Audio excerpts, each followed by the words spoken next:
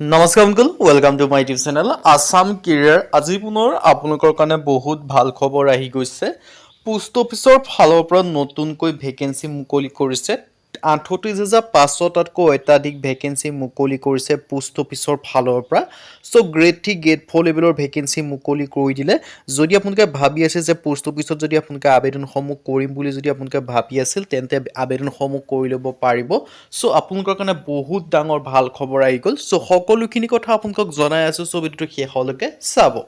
so দেখিব পাৰিছে post office recruitment 2026 apply online for 38,500 38,500টাকৈ পদ মুকলি কৰিছে so MTS postman mail guard other post মানে গ্ৰেড 3 গ্ৰেড 4 লেভেলৰ ভেকেন্সি আপোনালোকে দেখিবলৈ পাইছে সো যদি আপোনালোকে ইণ্টাৰেষ্টেড হয় যদি আপোনালোকে ভাবিছে পোষ্ট অফিচৰ যুগত আবেদনসমূহ কৰিম বুলি তেন্তে ভেকেন্সিখিনি ক্ষেত্ৰত আবেদনসমূহ কৰি ল'ব পাৰিব সো এই ভেকেন্সিখিনি ক্ষেত্ৰত জুলাই মাহৰ 29 তাৰিখে আবেদন মানে এডভাৰটাইজমেণ্টসমূহ আহি গৈছে সো বাকি মই ডিটেইলছখিনি জনাব বিচাৰিছোঁ পোষ্ট অফিচ ৰিক্ৰুটমেণ্ট 2026 ভেকেন্সি দেখিব পাৰিছে ডাক বিভাগ ভৰ্তি 2026 অৰ্গেনাইজেশ্যন দেখিব পাৰিছে ইণ্ডিয়া পোষ্ট অফিচৰ ফালৰ পৰা সো পোষ্ট নেমখিনি মই জনাব বিচাৰিছোঁ কি পদ মুকলি কৰিছে MTSৰ পদ মুকলি কৰিছে পোষ্টমেনৰ পদ মুকলি কৰিছে মেইল গাৰ্ডৰ পদ মুকলি কৰিছে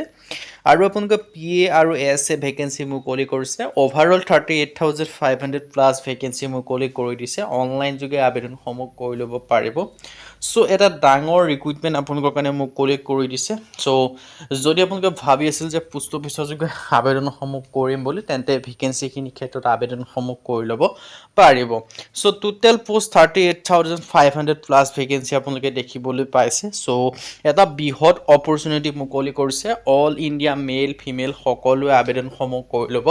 পাৰিব সো ধুনীয়াকৈ ডিটেইলছখিনি দেখিব পাৰিছে আৰু ইয়াৰ ক্ষেত্ৰত আপোনালোকৰ বয়সৰ সময়সীমা আকৌ জনাই দিব বিচাৰিছোঁ 18 পৰা 40 বছৰ বয়সলৈকে আবেদনসমূহ কৰি ল'ব পাৰে লগতে আপোনালোকে ৰিলেক্সেশ্যনসমূহ লাভ কৰিব পাৰিব SC ক্ষেত্ৰত 5 বছৰকৈ OBC ক্ষেত্ৰত 3 বছৰকৈ PWBD ক্ষেত্ৰত 10 বছৰ পৰ্যন্ত এজ ৰিলেক্সেশ্যনসমূহ লাভ কৰিব পাৰে আৰু বাকি ডিটেইলছখিনি দেখিব পাৰিছে আৰু যদি আপোনালোকে ইণ্টাৰেষ্টেড হয় ইলিজিবল হয় আপোনালোকে আবেদনসমূহ কৰি ল'ব পাৰিব মানে SC ST হ'লে 45 বছৰলৈকে OBC হ'লে 3 বছৰ 43 বছৰলৈকে PWBD হ'লে 10 বছৰ 50 বছৰ পৰ্যন্ত আবেদনসমূহ কৰি ল'ব পাৰিব সো এতিয়ালৈ কোৱালিফিকেশ্যন কিমান বিচাৰিছে বা আপোনালোকৰ ডিটেইলছসমূহ বাকি কি হয় সো ইয়াৰ বিশেষকৈ সিলেকশ্যন প্ৰসেছটো ৰিটেন এক্সাম হ'ব ডকুমেণ্টছ ভেৰিফিকেশ্যন হ'ব এইকেইটা মাধ্যমেৰে আপোনালোকক সিলেকশ্যনসমূহ কৰা হ'ব সো ৰিটেন এক্সামৰ ওপৰতে আপোনালোকক ডিপেণ্ড কৰিব বাকি যেটো এক্সাম প্যাটাৰ্ন যদি মই ক'বলৈ যাওঁ এক্সাম প্যাটাৰ্নটো যিখিনি জেনেৰেল বা আপোনালোকৰ যিখিনি সাধাৰণতে সাবজেক্ট থাকে ন ৰিজনিং হওক মেথমেটিক্স হওক ইংলিছ গ্ৰামাৰ হওক জেনেৰেল নলেজ হওক এইখিনি যিখিনি থাকে সেইখিনি ওপৰতে আপোনালোকৰ এক্সামসমূহ হ'ব বাকি যেটো মই কোৱালিফিকেশ্যন কথা যদি ক'বলৈ যাওঁ মিনিমাম যদি আপোনালোকে 10 পাছ কৰিছে তেতিয়াৰ পৰা আবেদনসমূহ কৰিব পাৰিব 10 পাছ হওক 12 পাছ হওক ডিগ্ৰী পাছ হওক সকলোৱে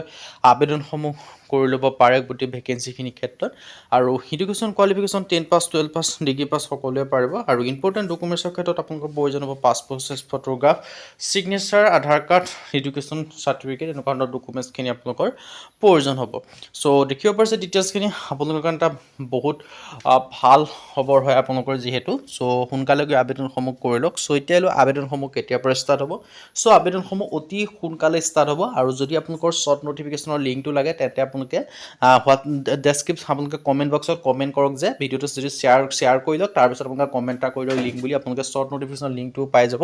আৰু যেতিয়া এপ্লাই হ'ব সকলোকে আগত আমাৰ চেনেলতে লাভ কৰিব পাৰিব সো আমাৰ চেনেলটো আপোনালোকে সাবস্ক্ৰাইব কৰি লওক সো আজি ভিডিও মানে যদি ভিডিওটো লাইক কৰিব লগৰ চেনেলটো সাবস্ক্ৰাইব কৰিব এনেকুৱা ভিডিওসমূহ প্ৰতিদিনে পাই থাকিব আজি ভিডিওত লগ পাম